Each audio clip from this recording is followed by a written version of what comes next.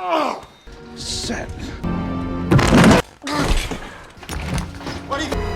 This book may just need surgery or welcome dear रॉकर्ड्स। आज हम देखने वाले हैं द व्हेल। इस मूवी की शुरुआत होती है चार्ली से, जो बाय प्रोफेशन प्रोफेसर है और वो चिकन विंग्स का आशिक है और उसके लिए अपनी जान की भी परवाह नहीं करता। कोई नहीं जानता कि वो अपने सेंसेस में भी आ पाएगा कि नहीं। चार्ली कॉलेज स्टूडेंट्स को ऑनलाइन लेक्चर ले रहा होता है, पर तकनीकी खराबी के कारण उसका कैमरा ऑफ है। लेक्चर पूरा करने के बाद चार्ली काउच से उठ नहीं पाता और एडल्ट वीडियो चालू कर देता है, जिससे वो खुद को एंटरटेन करता है। चार्ली वीडियो पूरी नहीं कर पाता क्योंकि वो सिक हो जाता है और उसका हार्ट इस सिचुएशन को सह नहीं पाता और चार्ली अपने चेस्ट को पकड़ लेता है।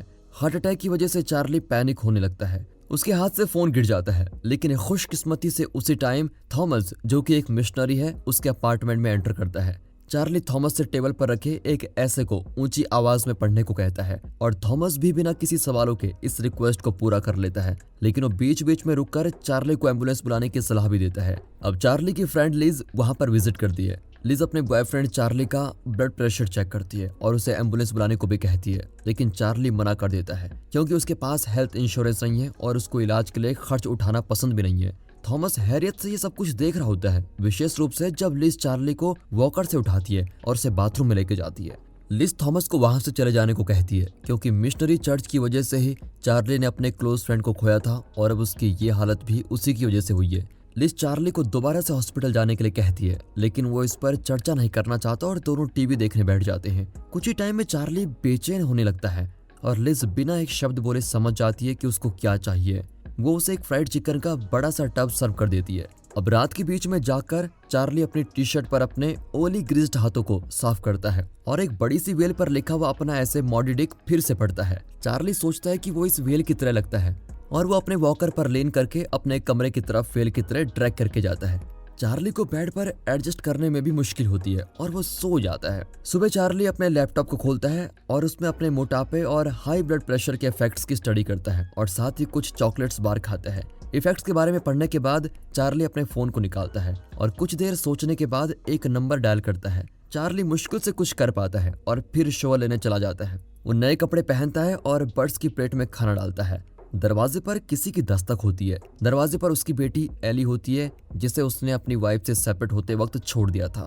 एली चार्ली के मोटापे से डरकर उन्हें देखती है और अपनी फीलिंग्स को बयान करने से भी कतराती है, लेकिन चार्ली उसके रूड नेचर को इग्नोर करता है और उसे बैठने को कहता है। चार्ली एली को फेवर देता है जिसमें कभी कभी वो उससे मिलता है और वो लिटरेचर के बारे में बात करते हैं। बदले में चार्ली उसके बैंक अकाउंट में पैसे भी देता है। एली इस तरह के ऑफर से सरप्राइज्ड होती है और वो तुरंत अपनी असलियत दिखा देती है। एली चार्ली से बोलती है कि आप बिना कोस्टर के खड़े होकर मेरे पास आइए, लेकिन चार्ली असफल हो जाता है और गिर जाता है। एली चली जाती है और चार्ली फिर से अकेला हो जाता है। वो पिज्जा ऑर्डर करता है और परेशान होकर बैठकर पिज्जा खाता है। अब शाम में लिज उसको मिलने आती है। लिज उसके दिल की कंडीशन की जांच करती है और उसका कमरा साफ भी करती है।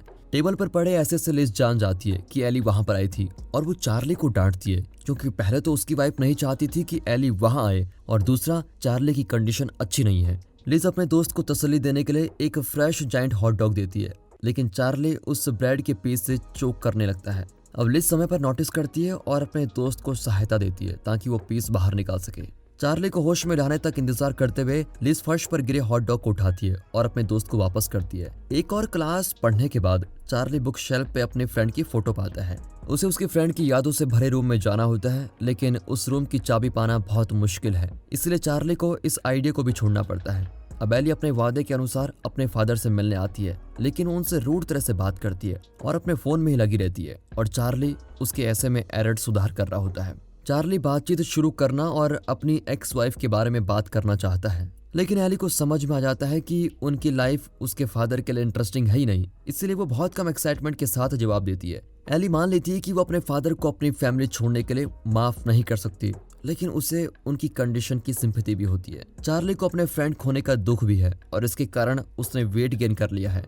एली चार्ली से और क्लोज फ्रेंड्स के बारे में बात करती है, लेकिन चार्ली इसके बारे में बात करना ही नहीं चाहता और लिटरेचर्स में लौट जाता है और अपनी बेटी से ये विनम्रता से कहता है कि वो एक शॉर्ट ऐसे लिखे जब तक कि वो कुछ देर के लिए वहां पर नहीं है। चार्ली बाथरूम में चला जाता है और अपने टीयर्स को रोक नहीं पाता और उम्मीद करता है कि पानी की आवाज उसके रोने को दबा देगी, लेकिन एली अपने पापा की आवाज को सुन लेती है और उन्हें उनके बारे में याद दिलाती है।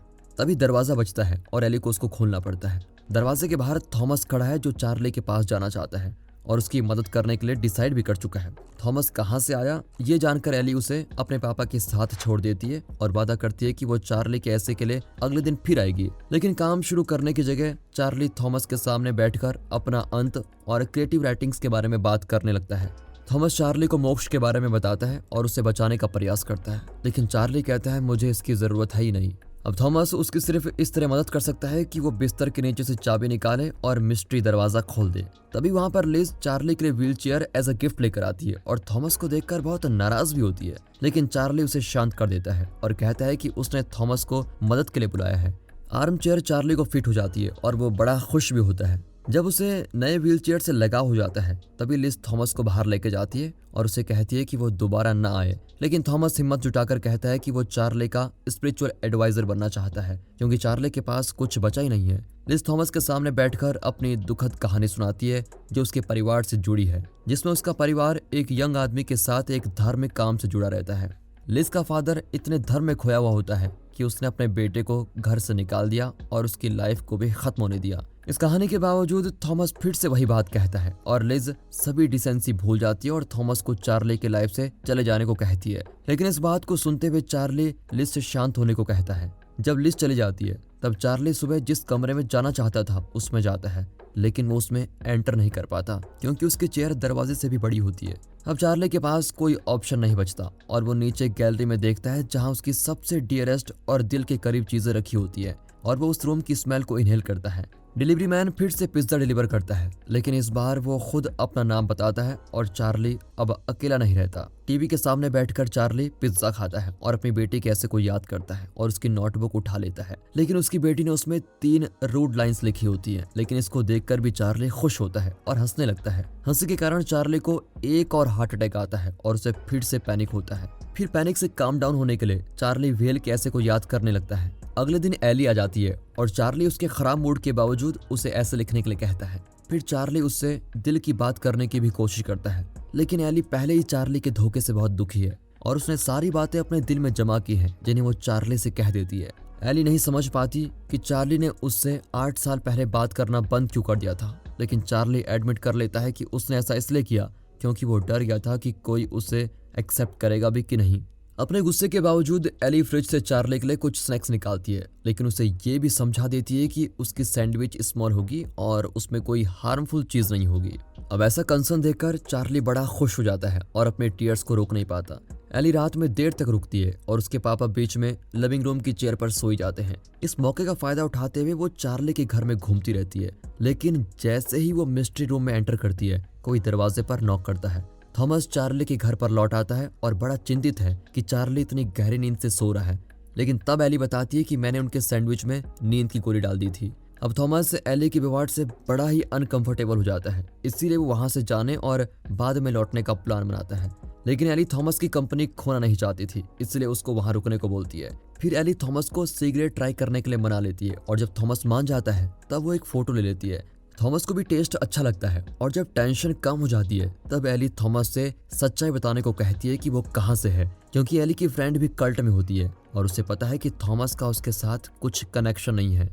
अब थॉमस चार्ली के सीक्रेट रूम में खुद को बंद कर लेता है और दरवाजे के थ्रू एली को बताता है कि वो सच में कल्ट प्रैक्टिस में सर्व किया करता था, लेकिन वो वहाँ पे सिर्फ असिस्टेंट और हेल्पर का काम करते करते थक चुका था, तो उसने बहुत सारा पैसा चुरा लिया और वहाँ से भाग गया। थॉमस फ्रैंक को सब कुछ बता देता है, पर एली को समझ नहीं पाता कि वो सब कुछ टेप रिकॉर्डर पे रिकॉर्ड कर रही है और एली को भी पता नहीं होता कि थॉमस खुद अपने काम में बिजी है और वो चार्ली की किताबों में उसके पर्सनल फोटोग्राफ्स को देख रहा है। अब लिज बिना नॉक के घर में आती है और साथ ही साथ एली की माँ भी होती है जो चार्ली को हैरानी से घूर रही होती है। थॉमस भाग जाता है पर एली को अपने फादर को खतरनाक पिल्स खिलाने की सच्चाई बतानी पड़ती है। चार्ली होश में आता है और लिज को उसको ऑक्सीजन टैंक पर लगाना पड़ता है।